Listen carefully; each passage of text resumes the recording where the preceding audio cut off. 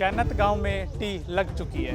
भाई अब लगाई किसने, ये एक बड़ा सवाल है। और अभी अभी खबर मिली है कि हांसी पब्लिक हेल्थ के एक्शन संजीव त्यागी ने कुछ लोगों पर एफआईआर भी करवाई है। प्रशासन ने लगाई, एक विशेष व्यक्ति ने लगवाई, किसने लगवाई, ये एक बड़ा सवाल है। और संजीव त्यागी क्या बता रहे हैं, किन लोगों के ऊपर एफआईआर हुई, क्या नाम है और क्या पूरा का पूरा मामला है, सामने लेकर आइए, बताते हैं एक्शन साहब से। की तरफ से एक शिकायत कल उसमें थाना सदर में हांसी में दी गई है, जिसमें हम लोगों ने क्लियर कट लिखा है कि सरकारी संपत्ति को टेम्पर्ड किया गया है और इस मामले में किसी भी तरह की कोई भी जो इन्होंने कार्रवाई की है, चाहे वो टी लगाने की हो, चाहे वो संपत्ति को टेम्पर्ड करने की हो, विभाग से किसी भी तरह की कोई परमिशन या अप्रूवल नहीं ली गई थी।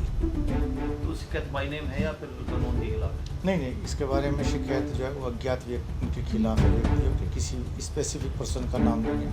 क्योंकि जिस समय ये घटना हुई परसों शाम रात का समय था, तो किसी व्यक्ति विशेष को आइडेंटिफाई नहीं हो सका। और कल जो ये घटना जाके देखी तो उस समय पे हमारी जो लाइन थी वो टेम्पर्ड थी और उसमें जो पाइपों का था वो उनको तोड़ के पाइप को और काट के उसमें टी लगी हुई पाई गई है।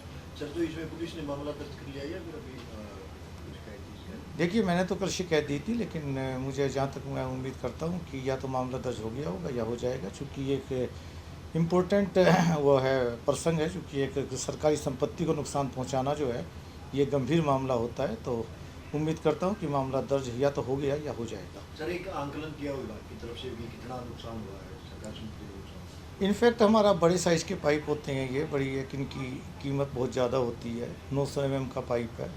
और इनकी जो हमारी जो ट्रांसपोर्टेशन की, लोडिंग अनलोडिंग की कीमत, और फिर इसके साथ जब टी लगाई गई है तो जो इसके साइड के दोनों साइड के पाइप थे वो भी टेम्पर्ड हो जाते हैं, तो उनके जॉइंट वगैरह हट जाते हैं। तो मैं उम्मीद करता हूँ, जो मुझे ऐसा लगता है कि लगभग ये 2 से 2.5 लाख रुपए का जो है इसका नुकसान जो है वो डिपार्टमेंट को वहाँ पे एट प्रेजेंट जो हमारी संपत्ति का नुकसान है, जो हमारी पाइपों का नुकसान है वो हुआ है। सर, धरने के जो संज्ञान है वो हरियाणा सरकार के संज्ञान में भी है मामला। पूरा प्रशासन, आईजी, 3-4 मंत्री हांसी में आ चुके हैं इस मामले को लेकर और उन लोगों की मांग भी है कि टी लग जाए और टी लग भी गई।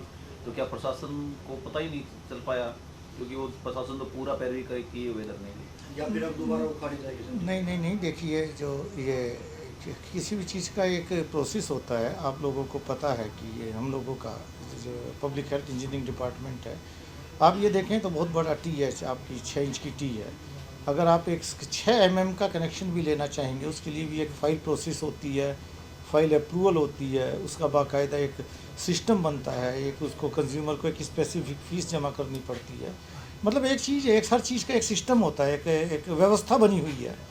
तो मैं नहीं समझता कि बिना किसी व्यवस्था के अगर हम सिस्टम को चलाना चाहेंगे तो उसमें दिक्कतें आती हैं। फिर अब प्रशासनिक जो इसका एक सोल्यूशन था, तो सभी लोग इसमें लगे हुए थे, इसके लिए अलग से एस्टीमेट भी सैंक्शन भी हो गया, उसका टेंडर लग गया, टेंडर खुल भी गया है।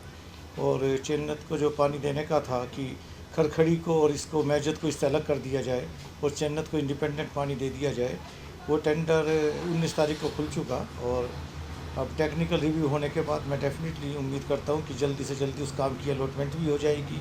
वाटर वर्क्स का भी ऑगमेंटेशन होना है, कई अच्छी चीज़ें वाटर वर्क्स में, आरसीसी टैंक बनना है, WTP चालू होनी है और आपका जो फ़िल्टर यूनिट ठीक होनी है, बाउंड्री वॉल बननी है। तो कई चीज़ें ऐसी हैं जो अब हमारा टेंडर खुल चुका है, तो जो काम हमें शुरू करने हैं। तो क्या दोबारा इसे मतलब विभाग की तरफ से उतारा जाएगा? देखिए, अब ये तो एक पहले तो मैटर ऑफ इन्वेस्टिगेशन है ना, इसमें क्या स्थिति, मेरी तरफ से शिकायत दे दी गई है, बाकी जो भी डायरेक्शंस कॉम्पिटेंट अथॉरिटी से हमें मिलेंगी, जो चीज़ है प्राइमा फेसी तो डेफिनेटली आपको लग ही रहा है कि इस मामले में कोई परमिशन नहीं ली गई, ना कोई अप्रूवल लिया गया। बाकी जो भी इस तरह की जो डायरेक्शंस होंगी, जो भी डिसीजन होगा और वो नियमानुसार उस पर कार्यवाही होगी।